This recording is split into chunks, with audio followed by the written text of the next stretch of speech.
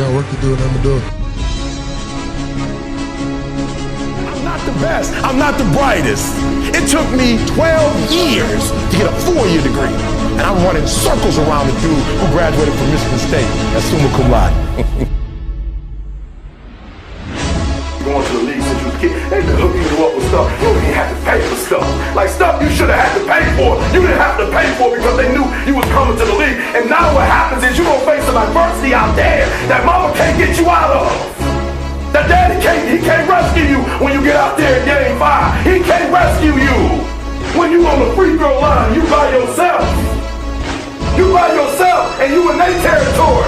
And the crowd is chanting, mama can't save you now. Daddy can't save you now.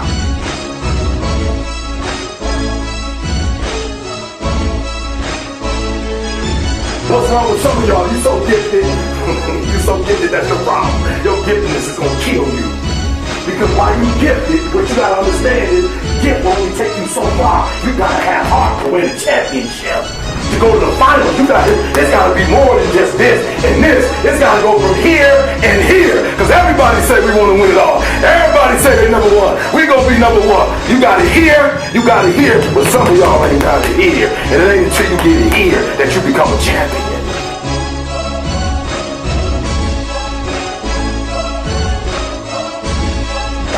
I'm not the smartest, but you will not outwork me.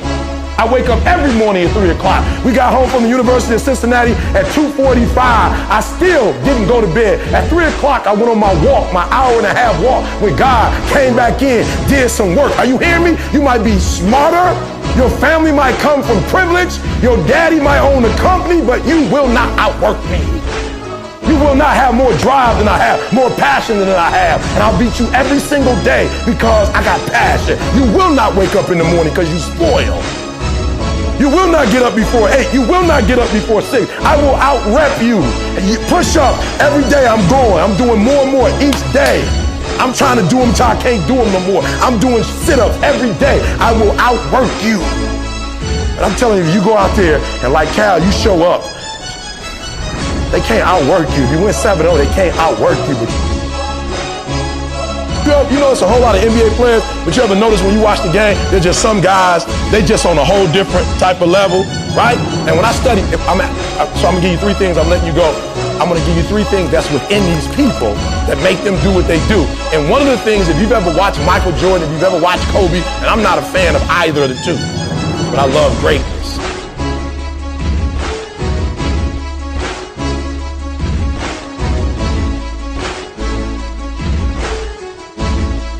You ain't the only one doing what you're doing. And there's some kid who didn't get to come here, and he's pissed that he didn't get to come here. He thought he should be here too, and guess what he's doing?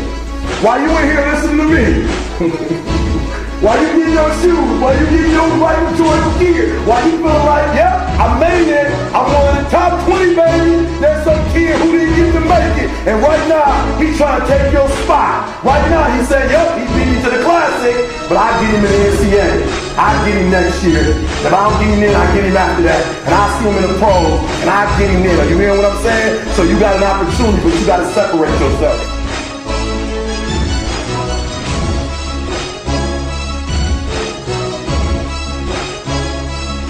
And so I'm telling you that this, listen to me very closely. My sweetest commercial that MJ did, you know the commercial where, you know, Mike is just talking about how he made the game look, he apologized for making it look so easy.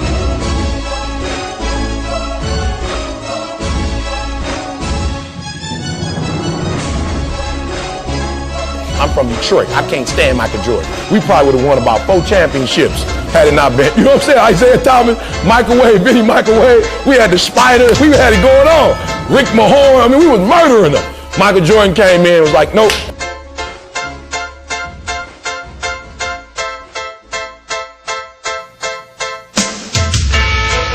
I'm telling you, don't get from the C thing. I dare you for one time in your career, I dare you to exhaust yourself. I dare you to leave every single thing on the field one season. Everything, walk off exhausted. Like Mike when he got 45 with the flu. He had the flu. Like for real, let's be honest. One of your players got the flu and they tell you I got the flu, I can't play. You like, cool, I understand. We'll catch you next game.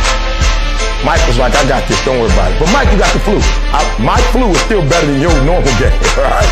Whatever your little game is, my flu gonna outdo your game, so I'm gonna play. The thing that I love most about Michael Jordan was the last time he lost to the Pistons, he cried. He walked off the court with the tears in his eyes. You know that one when you lose and you ain't got no sportsmanship? You know that one? Normally, you lose, you just man up. You don't want to shake their hand, but you do it anyway because that's a part of the game. But when you get so tired of losing, when you get pissed, when you can't take losing no more, you lose the whole shaking the hand and you just walk off. And Mike walked off with a tear in his eye. And let me tell you something. He walked off and said to himself, this will be the last time the Pistons ever beat me again. I dare you to show up. Listen to me, I dare you to just say, you know what? I'm not gonna save nothing this year. I ain't gonna save nothing. This year, I'm everything I got. Coach getting everything. Everything. Whatever they ask me to do, I'm doing that beyond. When I leave this year, I ain't gonna have nothing left. And why do I say that? I'm a runner. I run long distance. Some days when I run, man, I go 6, 7. But when I finish, I'm not breathing hard. Raise your hand if you know what I'm talking about. I just finished doing 6 miles, but I'm not breathing hard. Raise your hand. You know exactly what I'm talking about. No, raise your hand if you've ever experienced it. You've done what you're supposed to do, but at the end of the day, you're not really breathing real hard. Raise your hand. You put the workout in. You did exactly what you're supposed to do. You did your exercise, you did your reps, but you still, you good. Tell me if you know a time when you ran so hard, you worked so hard, that you felt your chest. After you finished, you felt your heartbeat. Right? You ever worked so hard, you felt that blood, like you could taste blood, you worked so hard. Right, you sweating, and you knew when you finished, you had to sit down and get you something to drink because you knew you didn't have no more to give. Raise your hand if you had that experience.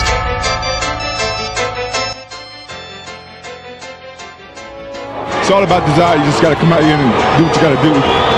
We wanted it real bad, and me as a leader, I had to come out and do my best. Somehow I found the energy, just stay strong. I wanted it really bad.